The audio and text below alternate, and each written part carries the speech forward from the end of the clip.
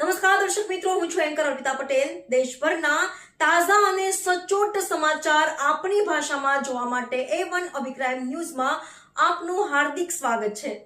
હવે જોઈએ મુખ્ય સમાચાર। કચ્છ ભુજ સસ્તા સોનાની લાલચ આપી ₹30 લાખની ઠગાઈ। ભુજ LCBએ ગણતરીના કલાકોમાં 2 શખ્સોને ₹24 લાખ રોકડ સાથે દબોચ્યા। કચ્છના ભુજમાં બજાર ભાવ કરતાં સસ્તું સોનું આપવાની લાલચ આપી એક શખ્સ પાસેથી ₹30 લાખ પડાવી લેનાર ગેંગનો લોકલ ક્રાઇમ બ્રાન્ચે પર્દાફાશ કર્યો છે। આરોપી રમજો કાસમશા શેખ, અનવર ખાન પઠાણ અને આદમશા શેખે ખોટા નામ ધારણ કરી ફરિયાદીને સોનાના બિસ્કિટ બતાવી વિશ્વાસમાં લીધા હતા અને નાણાં પડાવી લીધા હતા। બાદ ધાકધમકી આપી ભગાડી મૂક્યા હતા।